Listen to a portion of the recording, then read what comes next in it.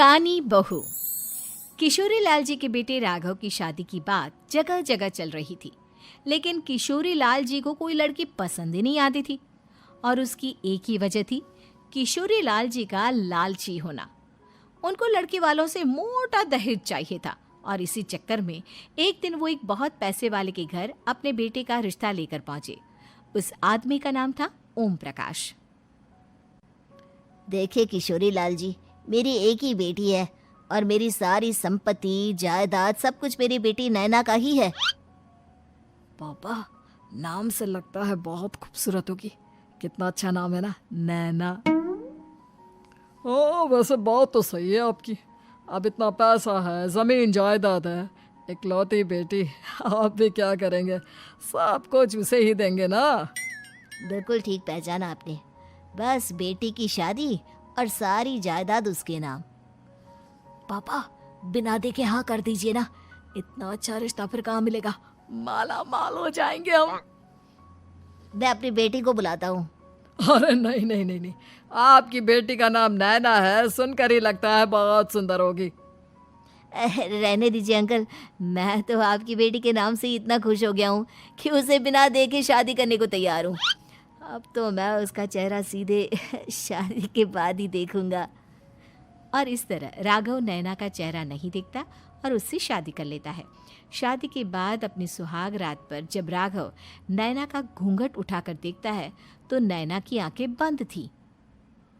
कितने खूबसूरत हो तुम नैना, जरा अपनी आंखें खोलकर मेरी तरफ देखो तो सही। नहीं, मुझे शर्म आती है। अरे, मैंने तुम्हें शादी से पहले भी नहीं देखा, और अब अगर तुम आंखें खोलकर मुझे देखोगी भी नहीं तो मुझे अच्छा कैसे लगेगा? इससे पहले कि नैना अपनी आंखें खोलकर राघव की तरफ देखती, अचानक से लाइट चली गई और राघव नैना को पूरी तरह से देख भी नहीं पाया। अगली सुबह नैना राघव के लिए नाश्ता बनाकर लेकर आई।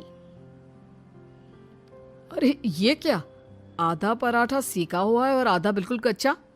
ये तुमने क्या किया नैना? बहू, तुमने क्या आधा पराठा तवे से नीचे लटका कर रखा था, जो आधा सिका है और आधा कच्चा?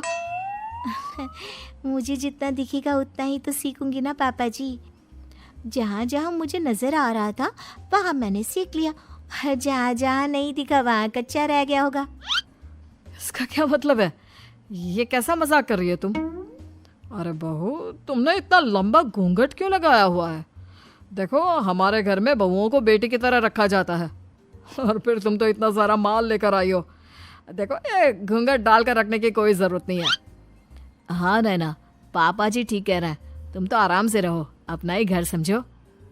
नैना अचानक से अपना घूंघट उठा लेती है। अरे ये क्या पापा, नैना की तो एक आंख फूटी हुई है। नाम से नैना, लेकिन ये तो कानी बहू निकली। मेरे साथ धोखा हुआ है, धोखा। बिना दिखाए अपनी कानी लड़की मेरे संग ब्याह दी। मुझे कानी बीवी नहीं चाहिए। मुझे अभी ओम प्रकाश जी से बात करनी पड़ेगी। आखिर उन्होंने मेरे साथ ऐसा किया क्यों? अरे, आप लोगों ने ही तो पापा से कहा था कि आप लोग शादी से पहले मुझे देखना नहीं चाहते। अब मेरे पापा पर क्यों इल्जाम लगा रहे हैं? अरे लेकिन उन्हें बताना तो चाहिए था ना कि तुम कानी हो, एक आंख से तुम्हें दिखाई नहीं देता। किशोरी लाल और राघव नाराज होकर ओम प्रकाश को अपने घर बुलाते हैं।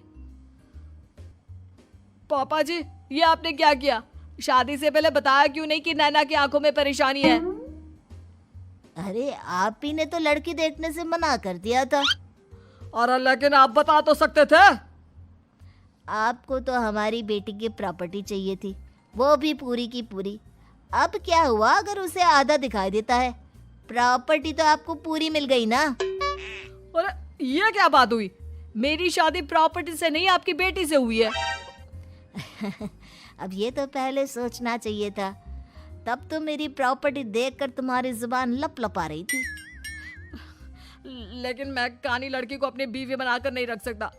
पापा, कुछ करिए ना आप। हाँ, करता हूँ। देखिए ओम प्रकाश जी, आप हमारे साथ ऐसा नहीं कर सकते। और तुम देखो, अगर तुमने मेरी बेटी से शादी तोड़ी ना, तो जो भी प्रॉपर्टी मैंने तुम्हें दी है वो तो पूरी की पूरी वापस ले ही लूँगा, और आधी प्रॉपर्टी तुम्हारी भी लूँगा। अरे मेरी आधी प्रॉपर्टी भला क्यों लेंगे आप? इसलिए क्योंकि मेरी बेटी को आधा नजर आता है और उसकी नज़र अभी तक तुम्हारी आधी जायदाद पर ही पड़ी है। अब तुम उसे घर से निकालोगे तो कुछ तो लेकर जाएगी ना। और अगर हम आपकी बेटी को अपने घर की बहू बनाकर रखे तो? तो तुम्हारी पूरी प्रॉपर्टी तुम्हारी ही रहेगी, और जो मैंने तुम्हें दिया है ना, उसमें से बस मैं आधा लेकर जाऊंगा। अरे लेकिन अब आप अपनी दी हुई प्रॉपर्टी में से आधी वापस क्यों लेकर जाएंगे? अगर मैं आपकी बेटी को अपनी पत्नी बनाकर रखने को तैयार हूं तो? इसलिए ताकि भविष्य में अगर तुम मेरी बेटी को धोखा दो तो उसके पास कुछ तो रहे जो पति का हो। वैसे मेरे पास तो बहुत कुछ है, लेकिन अपने पति की कोई निशानी तो उसके पास होनी चाहिए ना। अब अगर तुमने मेरी बेटी को कहानी कहा तो तुम्हें प्रॉपर्टी भी कहानी ही मिलेगी, पूरी नहीं। जमाए राजा। किशोरी लाल और राघव समझ चुके थे कि वो बुरी तरह फंस चुके हैं और अब उनके पास वहां से निकलने का कोई चारा नहीं है। अब समझ में आया ना, लालच बुरी बला होती है। एक तो तुम्हें प्रॉपर्टी मिली, ऊपर से बीवी मिली, उसमें तुम्हें नखरे भी दिखाने हैं। आए बड़े, चुपचाप बैठो दोनों। कुछ दिनों के बाद नैना राघव की कार लेकर बाजार घूमने निकलती है और जब कार लेकर वापस आती है, ये क्या? एक तरफ से मेरी गाड़ी पूरी खराब हो चुकी है। लगता है तुमने मेरी गाड़ी को किसी दूसरी गाड़ी के साथ एक्सीडेंट किया है। अरे अरे कितना बड़ा नुकसान कर दिया तुमने बहू। वो क्या है ना पापा जी, मुझे एक आंख से दिखाई नहीं दे रहा था, सामने से गाड़ी आ रही थी। मुझे तो सिर्फ आधा ही दिखाई दिया और वो गाड़ी मेरी कार से रगड़ते हुए निकल गई। अब मैं क्या करूं बताओ? आप इसे ठीक कराने के पैसे कौन देगा? तुम्हारे पापा? तुमने मुझसे इस तरह से बात की? अभी रुको। नैना राघव की शिकायत ओम प्रकाश को कर देती है। देखो राघव, अब जो मेरी आधी प्रॉपर्टी तुम्हारे पास थी ना, उसमें से आधी और मैं लेकर जाऊंगा, क्योंकि तुमने मेरी बेटी को डांटा। अरे नहीं नहीं पापा जी, गलती हो गई, माफ कर दो। गलती की तो कोई गुंजाइश ही नहीं। अगली बार मेरी बेटी को डांटा तो बची हुई आधी में से आधी और ले जाऊंगा। लालच के चक्कर में हम दोनों ने बहुत बड़ी गलती कर दी बेटा। एक तो तुम्हें कानी बहू मिली और ऊपर से जो माल मिला वो भी काना। इस तरह राघव की हर एक गलती पर ओम प्रकाश उसकी प्रॉपर्टी का आधा आधा हिस्सा लेकर अपना सारा माल वापस ले गया और राघव को कानी बीवी से काम चलाना पड़ा।